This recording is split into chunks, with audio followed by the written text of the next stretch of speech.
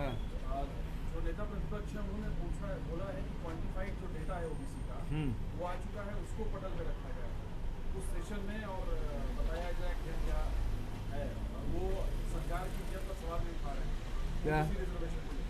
Sir उन्होंने कहा है चोर ला काहे चोरी कर, साव ला काहे जगत रही पे, छत्तीसगढ़ी का वो कहावत होता है, हाँ। वो उन्होंने कहा है रियल जी ने। और 10 दिन करने की मांग भी की है, कम से कम 10 दिन का होना चाहिए। ये आज तक के कोई विशेष सत्र 10 दिन का हुआ है क्या पूरे देश में? अब उनको मीडिया में स्पेस चाहिए तो कुछ न कुछ बोलेंगे ही। और जहाँ तक कि सरकार पूरी जिम्मेदारी के साथ क्वांटिफाइबल डाटा के लिए कमीशन बनाया, उसकी रिपोर्ट लगातार हम लोग देखे, अधिकारी लोग उसको देख रहे हैं, तो उस पर शक नहीं करना चाहिए। ये उनकी तरह हम लोग नहीं कर रहे हैं कि चुनाव के समय राशन कार्ड बनाओ और चुनाव के बाद राशन कार्ड काटो। ये काम नहीं हुआ। हमने राशन कार्ड बनाया, वो आज तक चल रहा है, उसमें कहीं कोई शिकायत नहीं मिली है। इनके कार्यकाल में सब कुछ हुआ है। और क्वांटिफाइबल डाटा है वो बहुत प्रामाणिक रहेगा। सारी जानकारी वो तथ्य के हिसाब से लाए जाएंगे, और जब विधानसभा में बात उठेगी तो सारी बात रखी जाएगी। सर ये प्रधानमंत्री नरेंद्र मोदी लगातार है, और अभी चुनाव जब एक साल बचे तो कैसा इस तरीके? वो भारत जोड़ो यात्रा का इफेक्ट है कि जब सब लोग पूरे देश के लोगों को सांप्रदायिकता धर्मांतरण में ये लोग उलझा के रखे थे, और पूरी संपत्ति देश का बेचा जा रहा था। ट्रेनें बंद हैं, रेलवे स्टेशन बिक रहा है, एयरपोर्ट बिक रहा है, एयर इंडिया बिक गया, सारी कंपनियां बिक रही है। ऐसे समय में राहुल जी ने पद यात्रा शुरू की, भारत जोड़ो यात्रा, जिसमें बेरोजगारी है, महंगाई है, बड़ा मुद्दा है। और दूसरा जो सभी धर्मों के बीच जो समन्वय होना चाहिए, जो एक दूसरे के प्रति आदर का भाव होना चाहिए, इसको लेकर वो पद यात्रा कर रहे हैं। उसका इफेक्ट बड़ा है। कुछ लोगों को नौकरी दे रहे हैं, 14 लाख पद खाली है, और कुछ हज़ार लोगों को नियुक्ति पत्र दे रहे हैं, तो इससे ये ऊँट के मुंह में जीरा है। सर केंद्रीय बैंकों ने ब्याज दर में कितना हद तक सही मानते हैं? क्या इससे महंगाई कम हो पाएगी? यदि बैंकों का मतलब महंगाई इससे कैसे होगा? सवाल ये है कि महंगाई एक तो जो खुदरा है व्यापार है, दूसरा देश के अंदर जो दूसरे कारणों से महंगाई है। तो सवाल इस बात का है कि उत्पादन लागत यदि बढ़ेगा तो महंगाई बढ़ेगी। यदि आप डीजल की कीमत बढ़ाते हैं तो सीधा सीधा ट्रांसपोर्टेशन में उसकी लागत बढ़ेगी। दूसरा किसान है, ट्रैक्टर चला रहा है, जुताई कर रहा है, दवाई छिड़काव कर रहा है, तो उसके कारण से वृद्धि होगी। खाद में आप वृद्धि कर रहे हैं तो उसकी लागत में वृद्धि होगी। तो यदि लागत में यदि वृद्धि होगी तो महंगाई बढ़ेगी। तो आप पहली बात तो बेस लाइन जो है डीजल और रासायनिक खाद, इसकी कीमत बढ़ा कर रखें। यदि इसको कम कर दें तो महंगाई कम होगी। सर ये वोट मात्र बहुत आसान है सर, आपको क्या वाकई में छत्तीसगढ़ उनके लिए चुनौती नहीं रहेगी? बिल्कुल सही बात कर रहे हैं। छत्तीसगढ़ उनके लिए चुनौती नहीं रहेगी, क्योंकि वो 4 बार अभी तक के प्रभारी बदल चुके हैं। चुनौती उसके अंदर है कि वो कितने दिन रहते हैं, क्योंकि पुरंदेश्वरी और उसके बाद और लोग, फिर उसके बाद और अब उसके बाद ओम माथुर जी, तो वो उनके लिए चुनौती ये है कि कितने दिन टिक पाते हैं। सर सुबह से कई कमेटियों की बैठक जो है वो ली जा रही है, मैराथन बैठकें हैं, 2 से 3 दिन तक चलेंगी। किसकी? माथुर ले रहे हैं बैठक कई कमेटियों की बीजेपी। अच्छा, तो आपके माध्यम से पता चला मुझे। अब वो जो बैठक के में निर्णय क्या लिया गया ये बताएंगे तो मैं उसमें कमेंट करूंगा। भानु प्रतापपुर में आदिवासी से इस तरह की वीडियो भानु प्रतापपुर में आया, क्या कहना?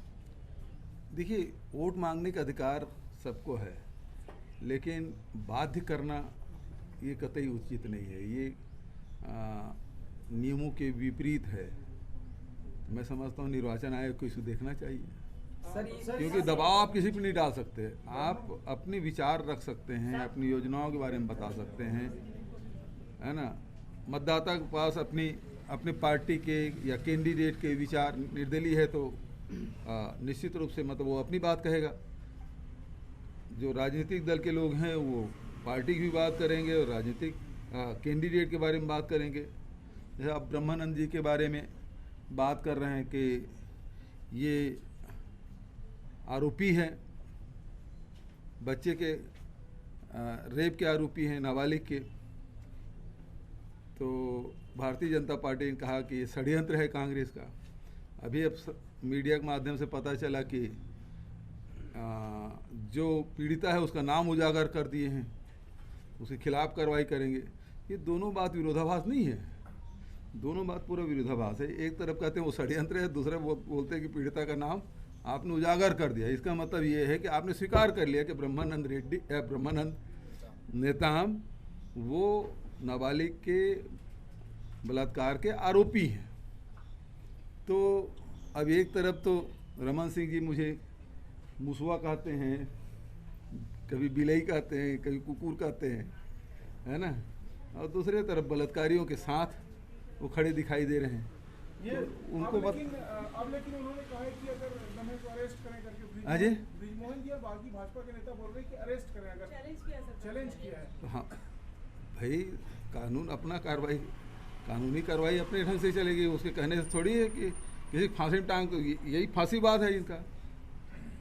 बोल दे ये गलत है तो फांसी में टांग, अरे भाई उसकी प्रक्रिया है, प्रक्रिया के तहत कार्रवाई होगी, उसको इंतजार करना चाहिए। केंद्र सरकार क्या 5 साल जो चुनाव के वक्त अगर जनप्रतिनिधि पार्टी छोड़कर दूसरे पार्टी में जाते हैं उसको 5 साल चुनाव नहीं लड़ सकते। क्या लगता है जनप्रतिनिधियों के मन में डर फैलाने के लिए इस तरह का प्रावधान लाया जा रहा है? तो सबसे ज़्यादा दल बदल तो वही कराएंगे, मतलब 100 चूहे खा के बिल्ली हज को चली वाले साहब सबसे ज़्यादा दल बदल तो वही कराएं भाई। सर ये डाटा ट्वीट कर रहे हैं, वो बोल रहे लिखे हैं कि 4 साल के दाऊ जी की सत्ता में सरकार में अरे मुसवा सब दाऊ हो गए क्या मैं?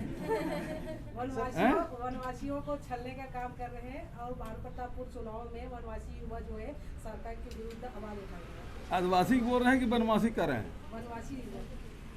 अब भाई इसमें तो आदिवासी हम लोग जानते हैं, है ना। ये आदिवासी को आदिवासी नहीं मानते, ये मूल निवासी हैं यहाँ के भारत के, और उसको उस प्रकार से वो डेफिनेशन चेंज कर रहे हैं। और मुसवा से दाऊ कब हो गया मैं ये पहले बता दें रमन सिंह जी, क्योंकि किसान जो है उसके नज़र में मुसवा है ना, चूहा। हम लोग चूहा समझते हैं भाई रमन सिंह जी। हो गया सर गरियाबंद में कल धान खरीदी केंद्र, धान खरीदी के समय ऐसी घटना होती हैं, धान खरीदी केंद्र खोलने के लिए जी ऐसी घटना होती है। हमने तो भाई ऐसा है कि रमन सिंह के राज से हमने बहुत ज़्यादा धान खरीदी केंद्र हमने खोले हैं, और उसके कोऑपरेटिव बैंक भी खोले हैं, समितियां भी खोले हैं, और हमारा धान खरीदी केंद्र भी हमने बढ़ाए हैं।